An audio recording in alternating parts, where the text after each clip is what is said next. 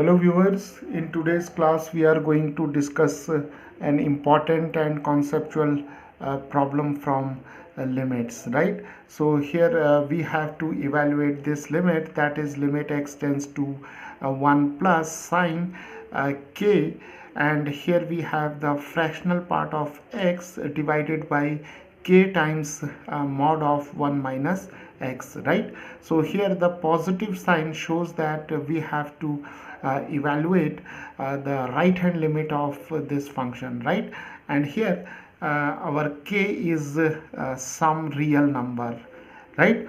Okay, so now here we have to evaluate this limit, and this limit it comprises of the fractional part function and the mod function, right? So now what we will do, we'll put x is equal to 1 plus h, right? So here we have 1, and c we have to find the right hand limit, that is x is approaching towards 1 from the right of 1, right?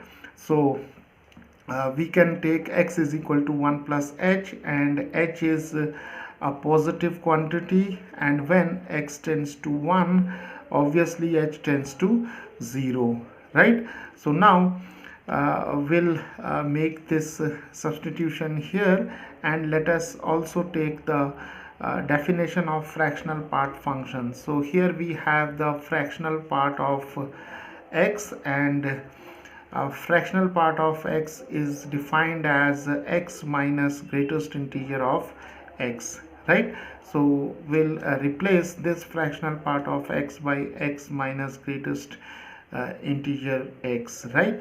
So now let us call this limit as L, and now L can be written as the limit h tends to 0, and we have sine of k, and we have x minus greatest integer of x, and we have here k times mod of 1 minus x, right? So here since at this step we are not changing the variable from x to h, so we can take it x tends to 1 plus, right? Now in the second step we can replace x by 1 plus h, and x tends to 1 plus by h tends to 0, right? So now we have here h tends to 0 and sine of k, and we have here 1 plus h minus greatest integer of 1 plus h,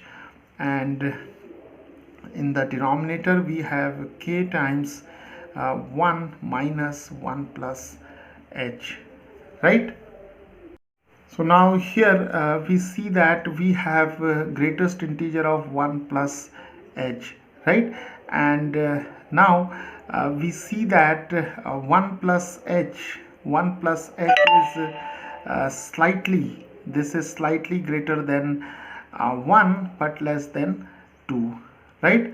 Because h is a positive quantity and h has some value, right? However, it is very small, but h will take some positive value, and 1 plus h is greater than 1 but less than 2, right? So therefore by definition of greatest integer function, the value of greatest integer of 1 plus h is equal to 1, right? So here we can write 1. So now we have limit h tends to 0, we have sine k, and we have 1 plus h minus 1, and now we have k, and here we have 1 minus 1 minus h, so we have minus h.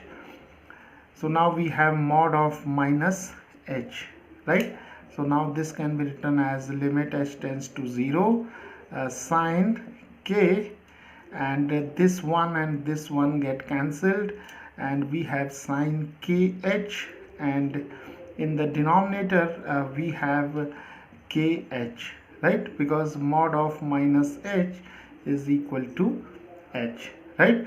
So now here we see that we have the limit of this form, that is limit theta tends to 0, and sine theta over theta is equal to 1, right? So here if we take theta is equal to kh, and when h tends to 0,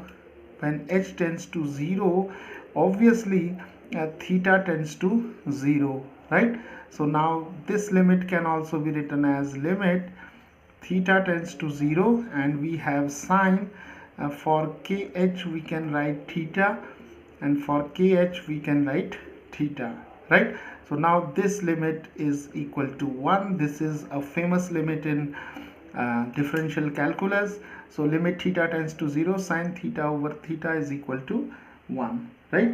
So viewers, the value of the right hand limit of this function when x tends to 1 is equal to 1, right? So this is how we solve this important and conceptual problem from limits.